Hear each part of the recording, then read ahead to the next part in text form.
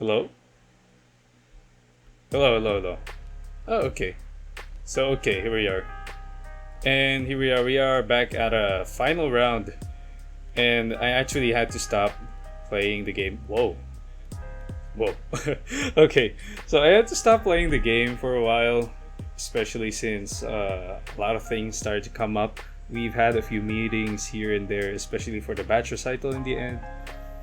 Let's go with this one. Yeah, it becomes really hectic when you actually have to start doing things. Um, let's say, for example, yeah, we've had a lot of meetings just trying to discuss the characters and all that, the script, and it was just basically like a really hectic week for all of us. But we pulled through. Real absolute champions. We did have some complications here and there, but it's part of the process. Everyone knows it's part of the process. You just gotta trust the process every now and then. But yeah. Anyway, let's get into what happened in week 4. So week 4 was particularly, like as is, we learned stuff here and there. We actually started a little earlier, especially since our mentor for the day, our speaker for the day, was going to go away early. But yeah, it was pretty understandable. It's pretty cool. We learned a lot, and I especially like this day because oh god, oh my goodness. Oh well, yeah. The good thing is we started learning more on the not just the technical parts, but more on the law, the things that you need to consider, especially when you're going into voice acting.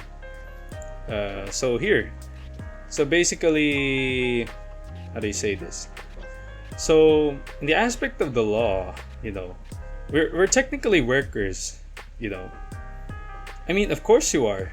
You're being paid to say something that will be aired with the goal of gaining profit, right? So yeah, you have to take note of how you're gonna get paid, how you're gonna get if the company can pay you, just to avoid getting into scams or anything. Because, a lot of scams and stuff like that have been occurring very recently. And especially now with lots of disputes, especially in the artist industry, from abroad, stuff like that. It's become harder for people like us or voice artists to actually get a job done. And especially now that people are pressuring artists, good artists, to make quality work with minimal amount of time, we are kind of set aback. And especially now that things like qualifications come into play, and a lot of people usually really like to ask for people with good qualifications, but the kind of qualifications that really limit you, since you don't have like 2 or 3 years experience and stuff like that. But yeah, of course, in any kind of work area, there's always politics and stuff like that, but we're not going into that. But something to consider is, for example, when you're doing voice acting, they're going to offer you for like millions of dollars or pesos. Now, the thing about that is that they'd probably pay you that for your entire recording, and they can just replay that again and again over the radio.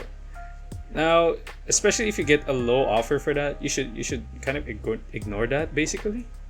But yeah, that's a small snippet of what you can expect of the law in voice acting. There's a lot more, to be honest. But yeah, there's really little time to really talk about how the intricacies of the laws work in voice acting. But yeah, I think that should do for today, And I really hope we can finish our batch recital soon. And if you're really interested in voice acting and you're in the Philippines or wherever you are, you can try joining a certified voice artist program. Alright, I think that should be it. Alright, have a great day, everyone.